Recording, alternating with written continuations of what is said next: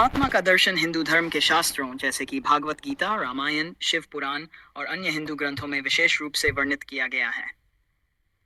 इन शास्त्रों के अनुसार परमात्मा का दर्शन केवल भक्ति, योग, तप और सही आस्था से ही संभव है। प्रत्येक शास्त्र में परमात्मा के दर्शन के अलग-अलग पहलुओं का वर्णन किया गया है, लेकिन सभी का सार एक ही है। सच्चे मन, श्रद्धा और भक्ति से ही परमात्मा का अनुभव किया जा सकता है। भागवत गीता में परमात्मा का दर्शन भगवान श्री कृष्ण ने भागवत गीता में यह स्पष्ट किया है कि परमात्मा के दर्शन के लिए भक्त को तीन प्रमुख चीजों की आवश्यकता होती है: श्रद्धा, समर्पण और निस्वार्थ भक्ति। गीता के 9वें अध्याय के 23वें श्लोक में भगवान श्री कृष्ण कहते हैं, जो भक्त मेरी शरण में आते हैं, मैं उन्हें न केवल उनके सभी दुखों से मुक्ति दिलाता हूँ, बल्कि उन्हें परम शांति और आनंद भी प्रदान करता हूँ। भगवान श्री कृष्ण ने गीता में भक्ति योग का विशेष रूप से वर्णन किया है। भक्ति योग के माध्यम से भगवान के दर्शन संभव हैं। भक्ति योग का अर्थ है बिना किसी स्वार्थ के परमात्मा की भक्ति करना, उनके नाम का जप करना और उनकी पूजा करना। ये भक्ति हृदय से की जानी चाहिए और इसमें कोई भी भेदभाव या द्वेष नहीं होना चाहिए। गीता में यह भी कहा गया है कि यदि भक्त अपनी आत्मा की शुद्धता में विश्वास करता है और अपने मन को भगवान में लगाता है, तो वह परमात्मा से साक्षात्कार कर सकता है। श्री कृष्ण ने अर्जुन को यह भी समझाया कि जो लोग परमात्मा को बिना किसी शंका के प्रेम और श्रद्धा से पूजा करते हैं, वे निश्चित रूप से परमात्मा के दर्शन करते हैं। रामायण में परमात्मा का दर्शन, रामायण जो कि भगवान राम की कथा है, में भी परमात्मा के दर्शन का महत्वपूर्ण वर्णन किया गया है। रामायण में भगवान राम के रूप में परमात्मा का दर्शन हुआ। भगवान राम ने अपनी लीला के माध्यम से यह सिद्ध किया कि व्यक्ति चाहे जो भी हो, अगर वह सही मार्ग पर चलता है और ईश्वर में श्रद्धा रखता है, तो वह परमात्मा के दर्शन कर सकता है। रामायण में भगवान राम के दर्शन का सबसे बड़ा उदाहरण उनके भक्त हनुमान हैं।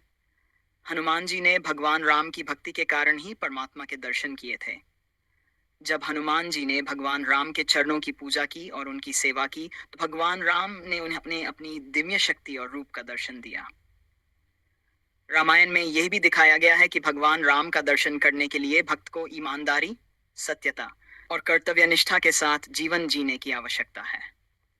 भगवान राम ने सदैव सत्य, धर्म और न्याय का पालन किया और उन्होंने अपने भक्तों को भी यही उपदेश दिया कि केवल ऐसे व्यक्ति ही परमात्मा का दर्शन कर सकते हैं जो सदाचार और धार्मिकता से जुड़े हुए हों। शिव पुराण में परमात्मा का दर्शन, शिव पुराण में भगवान शिव के दर्शन का विस्तृत विवरण है। भगवान शिव, जो कि संपूर्ण ब्रह्मांड के आदि और अंत हैं, के दर्शन के लिए शुद्ध मन और श्रद्धा की आवश्यकता होती है। शिव पुराण में यह कहा गया है कि भगवान शिव अपने भक्तों पर अत्यंत कृपालु हैं और वे कभी भी अपने भक्तों को अस्वीकृत नहीं करते। भगवान शिव का दर्शन विशेष रूप से तपस्या और साधना के माध्यम से प्राप्त किया जा सकता है। शिव पुराण के अनुसार जो व्यक्ति भगवान शिव की भक्ति में रत रहता है और उनका निरंतर ध्यान करता है, उसे शिव के दर्शन होते हैं। भगवान शिव ने अपने भक्तों को यह भी सिखाया कि केवल ध्यान और साधना के द्वारा ही परमात्मा का वास्तविक रूप देखा जा सकता है। एक विशेष घटना शिव पुराण में वर्णित है, जिसमें भगवान शिव ने अपने भक्तों को दर्शन दिया। जब रानी पार्वती ने तपस्या की और भगवान शिव से दर्शन की प्रार्थना की, तो भगवान शिव ने उन्हें अपनी दिव्य शक्ति और रूप का दर्शन कराया। यह घटना यह सिद्ध करती है कि भगवान शिव के दर्शन के लिए तप और भक्ति का संयोजन आवश्यक है।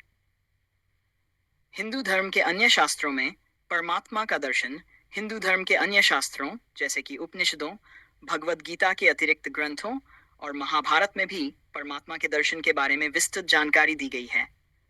इन शास्त्रों के अनुसार परमात्मा का दर्शन केवल भक्त के हृदय से हो सकता है। उपनिषदों में यह बताया गया है कि परमात्मा का वास्तविक रूप अव्यक्त है और उसे केवल आत्मा के शुद्ध रूप में ही देखा जा सकता है। उपनिषदों में यह विचार दिया गया है कि परमात्मा ब्रह्म है, जो अज्ञेय है, अपरिवर्तनीय है और अनंत है। परमात्मा को देखना या समझना उस आत्मा के जागरण पर निर्भर करता है। इसका मतलब है कि जब व्यक्ति अपनी आत्मा को शुद्ध करता है और अपना हृदय परमात्मा में लगाता है, तब उसे परमात्मा का दर्शन होता है।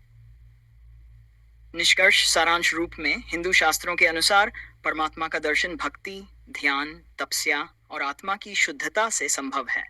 भगवान श्री कृष्ण, भगवान राम, भगवान शिव और अन्य देवताओं के दर्शन के लिए व्यक्ति को अपनी इंद्रियों को नियंत्रित करना, अपनी मानसिकता को शुद्ध करना और अपनी आत्मा को परमात्मा से जोड़ना आवश्यक है। अगर व्यक्ति अपनी भक्ति और श्रद्धा में निष्कलंक रहता है और निस्वार्थ भाव से भगवान का स्मरण करता है, तो उसे परमात्मा का दर्शन निश्चित रूप से होता है।